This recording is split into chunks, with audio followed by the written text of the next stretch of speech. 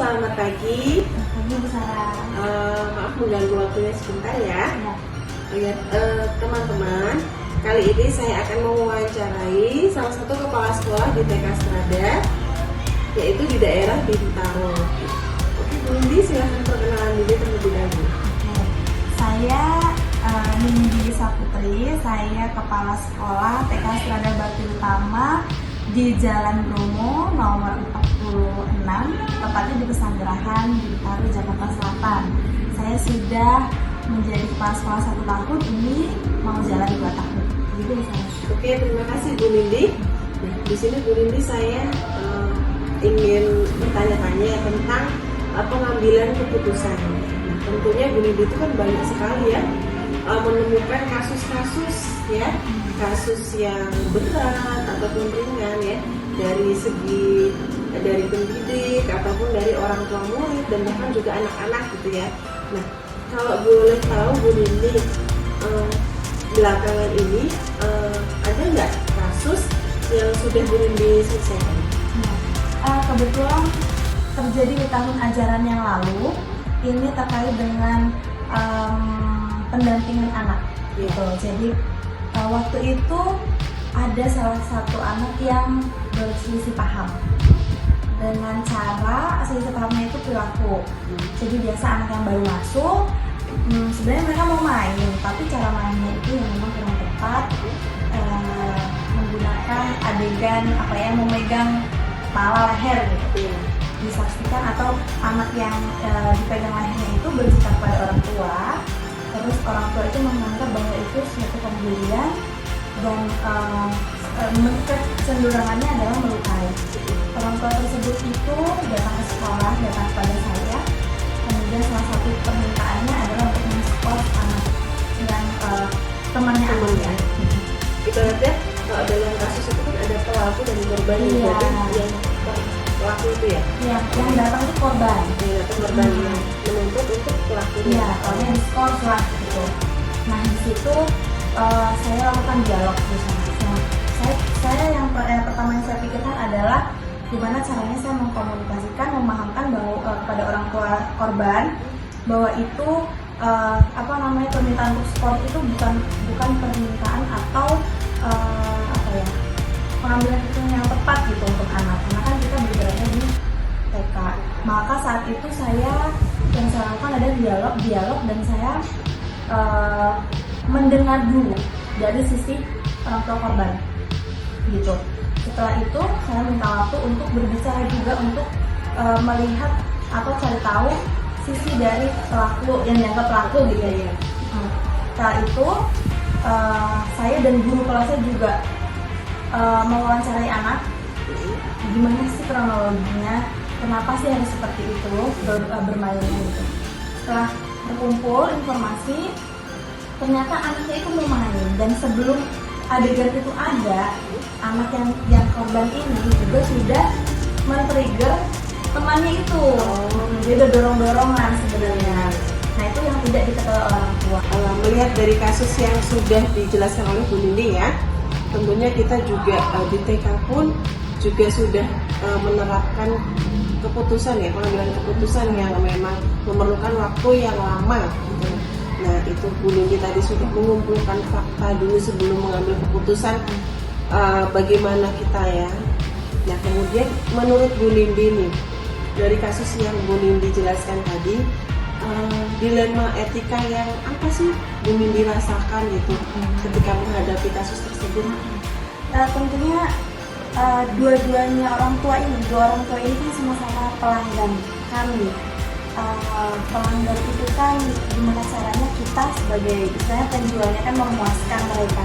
Dalam hal ini kan mungkin ada satu pihak yang tidak terpuaskan dengan keputusan ini, salah satunya orang tua si korban ini gitu kan, tidak saya penuhi kemauannya. Itu sebenarnya dari hati kecil yang mengecewakan pelanggan itu adalah suatu dilema. Tapi saya juga harus memikirkan bagaimana kondisi psikis anak yang terduga pelaku gitu. Juga kita kembali dalam dunia, kita kan ada di dunia anak-anak, di dunia usia dini gitu, yang nggak semuanya itu bisa kita cut dengan hukuman. Jadi sebenarnya bukan hal yang mudah untuk mengkomunikasikan ke orang tua, kedua orang tua ini juga. Kita juga harus menjaga apa ya, perasaan atau psikis dari orang tua murid yang terduga pelaku ini juga bagaimana. Jadi ya dilemanya pasti ada, ya terputus yang dua belah itu. Saya pengennya sih memuaskan semua, tapi kan tidak bisa. Iya. Oke Bu Nindi, setelah menjelaskan ilmu etika, kemudian kan Bu Nindi pasti melibatkan ya beberapa orang yang terlibat. Nah, kira-kira siapa saja yang terlibat dalam penanganan kasus tersebut? Saat itu saya melibatkan pasti guru kelas, kemudian orang tua murid, dua pihak, dan tentunya pengawas. Karena kita kan di bawah naungan dari pengawas, juga dari kantor cabang yang harus tahu bagaimana di sekolah itu berjalan dan apa yang ditemui di sekolah. Sempat juga kita saling sharing, saya juga minta masukan untuk menyelesaikan masalah ini. Jadi sejauh ini sih kita melibatkan dari beberapa pihak Ya. Oke.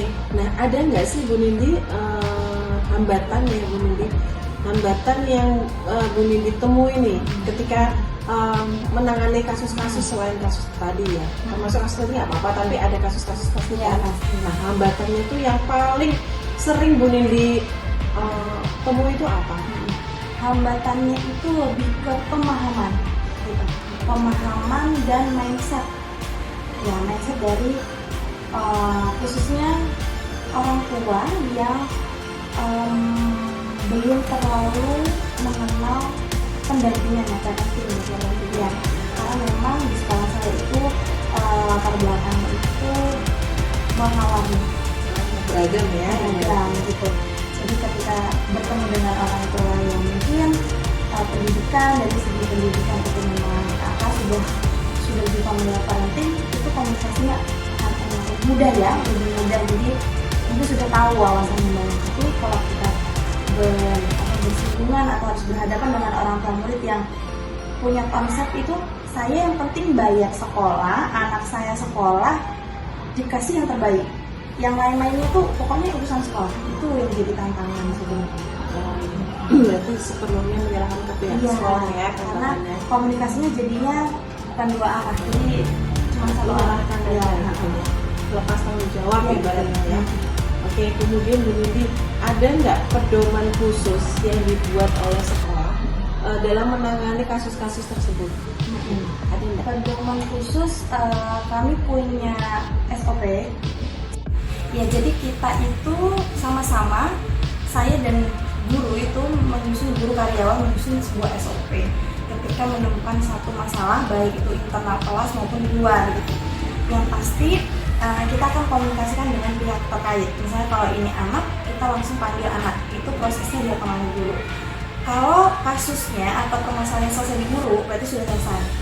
Tapi kalau memang itu perlu penanganan khusus, akan masuk ke saya sebagai kepala sekolah untuk berdialog sampai dengan selesai. Pastinya kita melibatkan semua pihak yang terlibat atau terkait dalam kasus itu. Begitupun saat terjadi masalah di luar dari kelas atau ditemui oleh karyawan juga seperti itu. Ketika bisa diselesaikan secara mandiri, cukup report atau laporan. Kalau ada kasus seperti ini sudah selesai. Tapi kalau memang butuh dialog lebih panjang juga akan ke saya. Oke Bu Nindi, saya rasa sudah jelas sekali ya tentang penanganan kasus di kepemimpinan di TK ini. Ya. Terima kasih atas informasinya Bu Nindi. Terima kasih, salam sejahtera. Salam sana.